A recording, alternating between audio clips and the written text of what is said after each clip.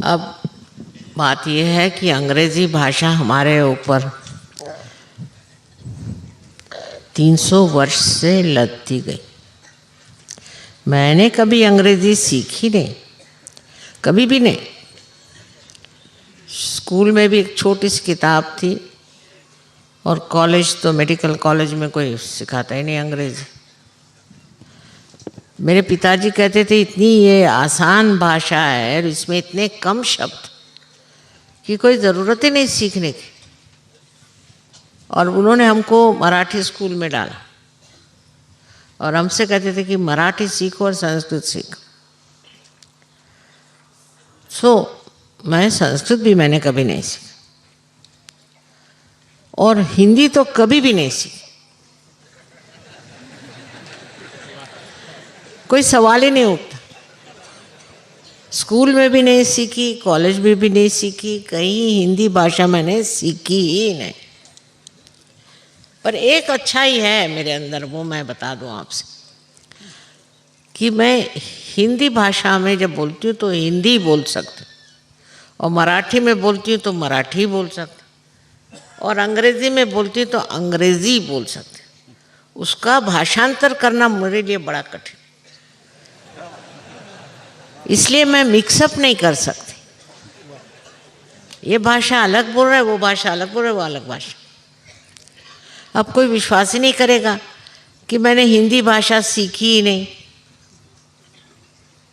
लेकिन पढ़ने का शौक़, अच्छी अच्छी किताबें पढ़ने का शौक़,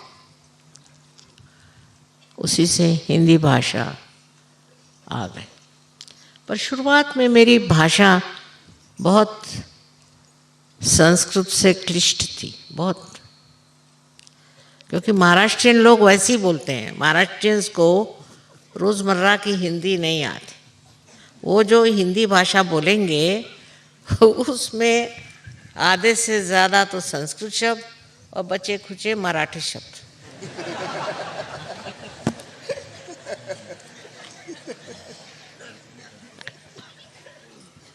समझे ना? तो ये हालत है। अब हमने जो इसमें समझा है वो ये कि भाषा का भी एक वरदान होता है। जैसे संगीत का होता है, कला का होता है, ऐसे ही भाषा का वरदान होता है और उसी से लोग बहुत सारी भाषा बोल सकते हैं। लेकिन हिंदी लोग कोई और भाषा सीख ही नहीं सकते। उसकी वजह ये है, जैसे अंग्रेज़ हैं, अंग्रेज़ कोई और भाषा नहीं सीख सकते और सीखेंगे तो विद्रूप बिल्कुल।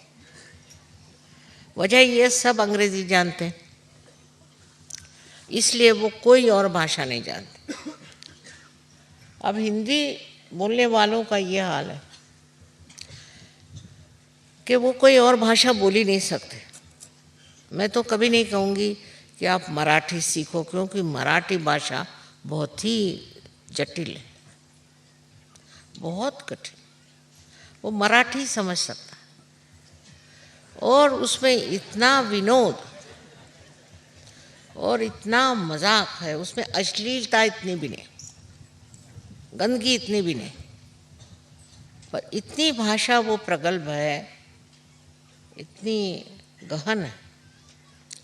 और फिर सहजों के लिए मराठी भाषा जैसी और कोई भाषा नहीं, क्योंकि मराठी में ही कुंडलिनी के बारे में लिखा गया, इतने साधु संतों ने सब लिखा, सो मराठी भाषा।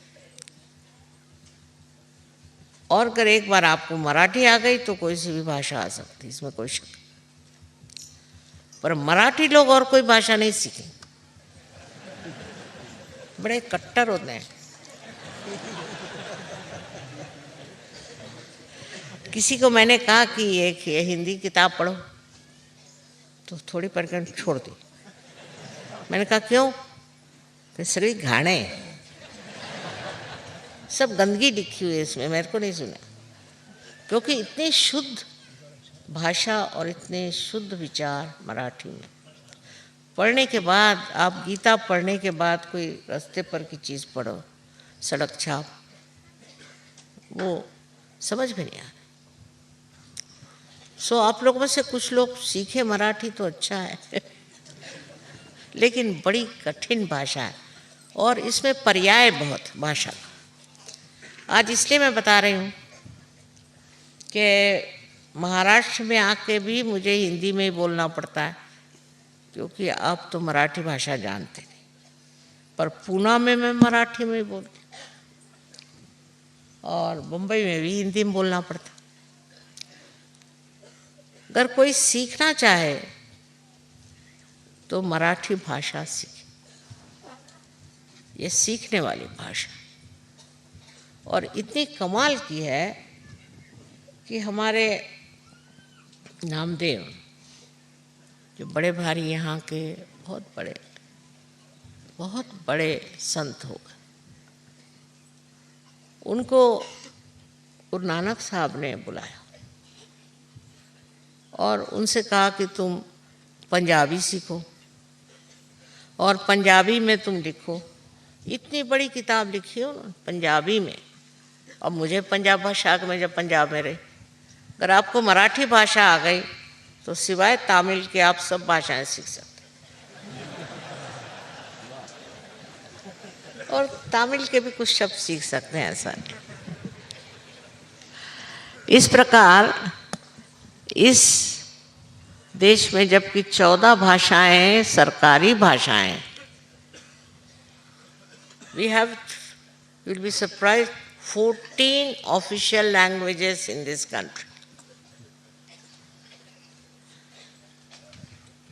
So मैं ये कहूँ कि अगर मराठी आप लोग सीख लें तो आपको 14 में से 8-9 भाषा तो आ ही जाएंगी।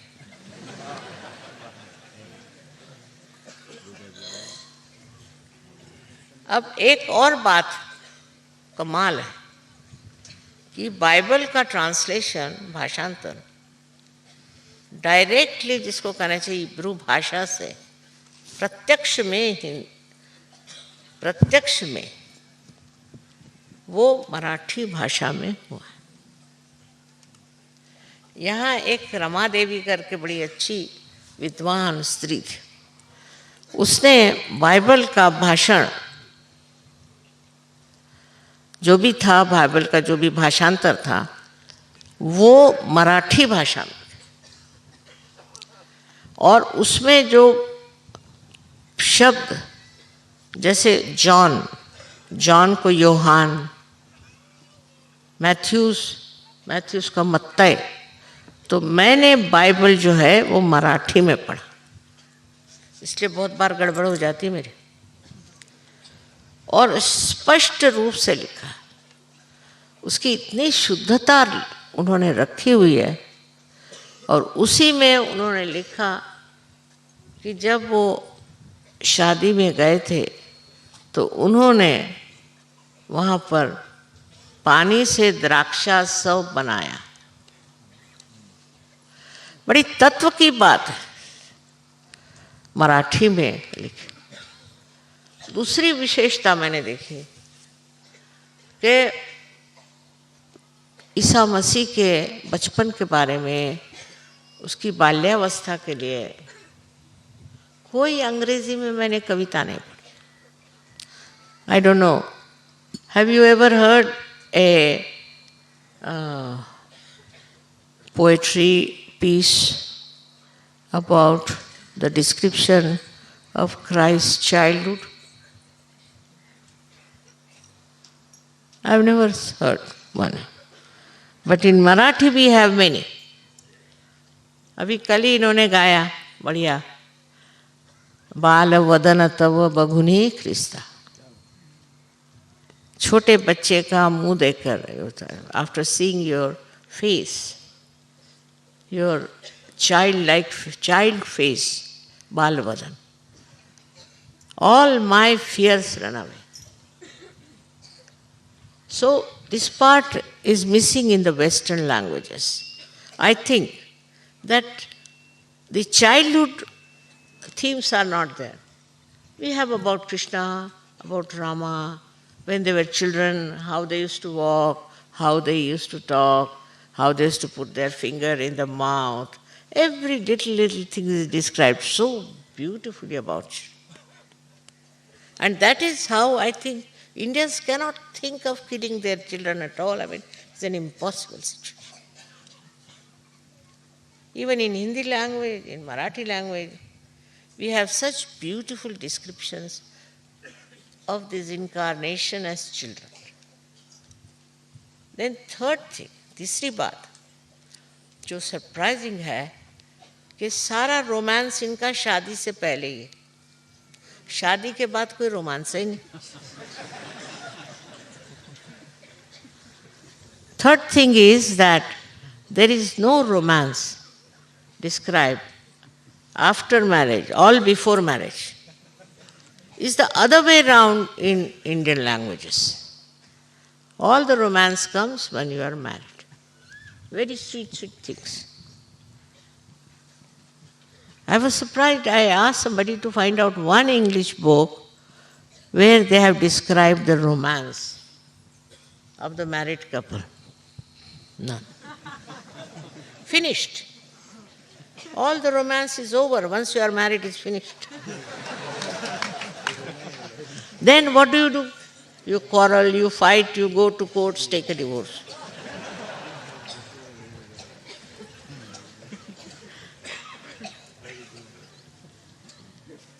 That description is not there. और यही बात है कि हमारे ऊपर बड़ा भारी एहसान हमारे संस्कृति का है, बहुत बड़ा.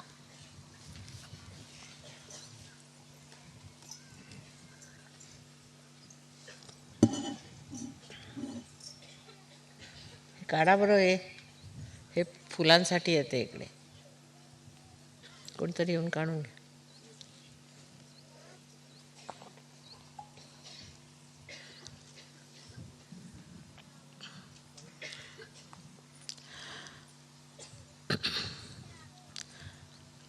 तो हमने मराठी में बाइबल का ट्रांसलेशन पढ़ा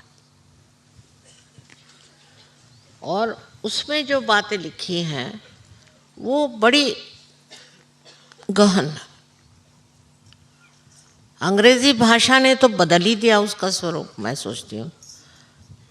और ईसा मसीह के बारे में भी जो पवित्र, अत्यंत आध्यात्मिक स्वरूप का वर्णन मराठी बाइबल में, वो ना तो हिंदी में है और ना ही वो इंग्लिश में. तीसरी बात कि मराठी आदमी जो है बड़ा हुद्दार है. राजस्थान में भी जैसे मेवाड़ के लोग तो बड़ा हुद्दार है. वो अंग्रेज से कुछ सीख लेने वाला. अंग्रेज अगर सिखाए तो कहेगा राव दे रहने दो. आपके जैसे बहुत देख लिए. पर नॉर्थ में मैंने देखा कि बड़े अंग्रेजों का जोर. सूट बूट पहनना, टाई लगाना, जूते पहनना और सब पे रोब झाड़ना. महाराष्ट्र में मराठी आदमी को सूट पहनाना बहुत कठिन.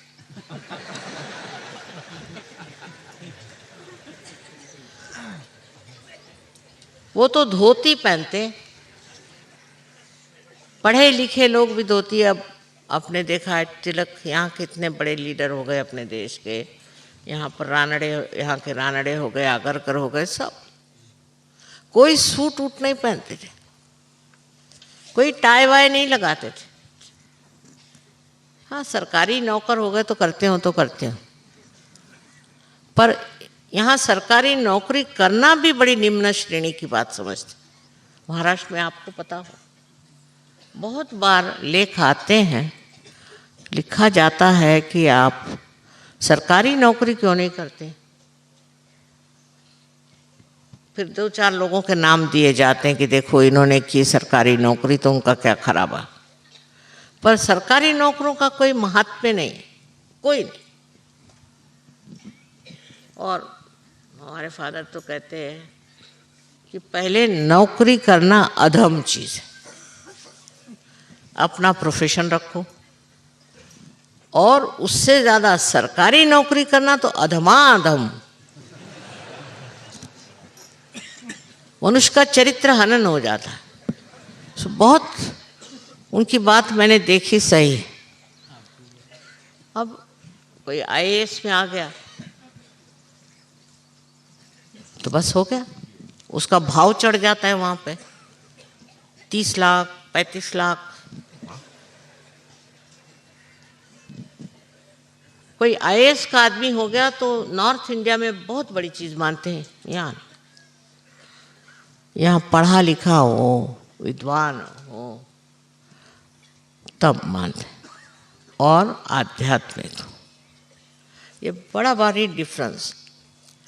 और इसीलिए शुरू शुरू में दिल्ली में मैं सोचती थी कि ये क्या समझेंगे, पर बड़ी हैरानी की बात कि दिल्ली में अब सहयोग ऐसा फैला है, लखनऊ में मुझे विश्वास ही नहीं होता। किसके आशीर्वाद से हुआ? ये तो ऐसे अंग्रेजों के चापलूस नंबर 1 थे, इनको हो क्या गया हैं? ये बदल कैसे गए? मुझे लगता है कि श्री राम और श्री कृष्ण जहाँ जिस भूमि मंडल में रहे हैं, उनके आशीर्वाद। और तो मैं बता नहीं सकती, क्योंकि लखनऊ जैसी जगह तो खाओ पियो मौज करो और सब दिल फेंक बहादुर। मैं तो हैरान होती थी, इन लोगों से बात क्या करें, सबका रिश्ता वैसा, बात वैसी। मैं समझ आता। अब मैं महाराष्ट्र से गई थी, मेरे को तो कुछ समझ में नहीं आता था। भाभी है तो उसका मजाक ऐसा, तो नंद है तो उसका मजाक वैसा, मेरी खोपड़ी में नहीं जाता था। और अब मैं देखती हूँ कि श्री राम और श्री कृष्ण का आशीर्वाद और कबीर की वाणी, नानक साहब का आशीर्वाद। अरे ये पंजाबी लोग, मैं पंजाब में पढ़ती थी तो मैं सोचती थी ये पंजाबी, इनकी तो कभी खोपड़ी में सहयोग जाएगा ही नहीं। और मैं हैरान, मैं बड़ी हैरान, इतनी भक्ति और इतना आनंद इन्होंने कैसे प्राप्त किया। वहाँ ना कोई प्रवचन नहीं देता था, कुछ नहीं, कैसे क्या होगा। अब महाराष्ट्र में बड़ी मेहनत करी मैंने, बाप रे बाप, एक एक गांव देहात हर जगह गए, बड़ी बड़ी मेहनत करी। लेकिन महाराष्ट्र में बात नहीं। जो बात नॉर्थ इंडिया की वो महाराष्ट्र में नहीं है। बड़े आश्चर्य की बात। मैं कहूँ कि इतनी मेहनत की सब बेकार ही जाती, उल्टे मेरे पीछे हाथ धो के लग गए। पता ये हुआ मुझे कि यहाँ गुरु घंटाल बहुत, नेक गुरु, हर एक आदमी का गुरु गुरु गुरु, घर में गुरु घुसे हुए इतने गुरु लोग हैं यहाँ, कुछ पूछे। वो पंचांग आता है ना, उसमें भी हर एक गुरु का नाम, उसका जन्मदिन, ये वो। मैंने कहा हे भगवान, और सब बिल्कुल बेकार लोग। इसमें कुछ कुछ महान भी थे, पर बहुत थोड़े, बहुत थोड़े। और ऐसे गुरु घंटाल कि जो सिवाय पैसों के और औरतों के सिवा कुछ नहीं चाहते। इतनी बड़ी ये महाराष्ट्र की भूमि, इतनी पवित्र भूमि, जहाँ पर इतने देवियों के स्थान, महालक्ष्मी, महासरस्वती, महाकाली और आदिशक्ति, सबके स्थान इस महाराष्ट्र में। और अष्टविनायक और ये महाविनायक सब यहाँ बैठे हुए हैं। हाँ, ये लोग अश्लील नहीं, गंदगी नहीं, लेकिन धर्म को समझने की इनमें क्षमता नहीं रही, क्षमता नहीं। वही घंटा बजाना, मंदिर में जाना और गुरुओं के पीछे भागना, बहुत ही ज़्यादा कर्मकांडी लोग हैं। पर और बातें नहीं हैं, गंदगी नहीं, पर इतने कर्मकांडी हैं कि उसमें से निकल ही नहीं पा रहे।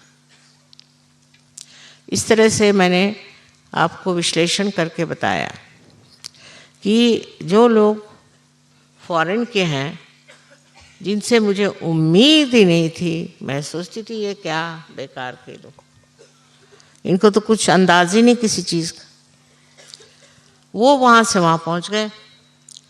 और नॉर्थ के लोग जिनको मैं सोचती थी कि ये क्या आएंगे सहयोग में, मैं तो दिल्ली को बिल्ली कहती थी। मेरी शादी भी दिल्ली में हुई, मेरे पिताजी भी दिल्ली में थे, बिल्कुल उम्मीद नहीं थी। पर आश्चर्य की बात है कि आज दिल्ली में और उससे नॉर्थ में, पंजाब में, यूपी में, सब जगह, राजस्थान सहयोग फैल। ये महाराष्ट्र की दुर्दशा, और इस वजह से आप लोगों का यहाँ आना ज़रूरी है, क्योंकि आपके चैतन्य से यहाँ बहुत जागृति हो सकती और लोग महसूस कर सकते। आपके आने से आपका चित्त यहाँ आ जाता है, और उससे महाराष्ट्र के जो गुरु लोग बैठे हुए हैं, अब भी बैठे हैं बहुत सारे, मराठी में शब्द है उचल बांगड़ी करने, अब इसका मैं ट्रांसलेशन नहीं पता तो उनको उठा के फेंकने का काम आप लोगों का चैतन्य कर सकते, विशेषकर आज जबकि आप जीसस क्राइस्ट के पवित्रतम जीवन के प्रति आदर व्यक्त कर रहे हैं। उस वक्त ये मैं ज़रूर कहूँगी कि यहाँ पर जो लोग इतने सारे गुरु घंटाल बैठे हैं, जिनको ईसा मसीह आज होते तो एक हंटर से मारते फिरते, ऐसे इन गुरुओं का ही यहाँ से उचल बांगड़ी हो जाएगी और अब ये भाग के पता नहीं कहाँ जाएंगे। बहुत पैसा बना लिया सबने, काफ़ी बेवकूफ़ बना लिया, लेकिन ये एक तरह की सादगी, बेवकूफ़ी यहाँ पर है। कोई भी गुरु आए उसके चरण छू, सब चरण छू महाराज लोग यहाँ बहुत। तो ये एक बात हमारे अंदर बेवकूफ़ बनने की क्षमता पता नहीं कहाँ से आ गई है। कोई भी आए कुछ भी पढ़ाए, बस हमारी परंपरा है, गुरुदेव आ गए बस।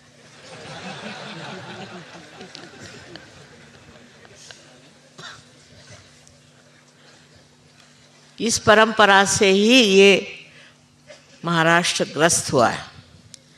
और मैं तो कहूँगी कि ईसा मसीह के जीवन से उनकी सादगी, उनकी पवित्रता और उनकी अबोधिता का जो शस्त्र है, वो श्री गणेश के माध्यम से ज़रूर नष्ट करेगा इन लोगों को, और महाराष्ट्र में भी जागृति हो जाए।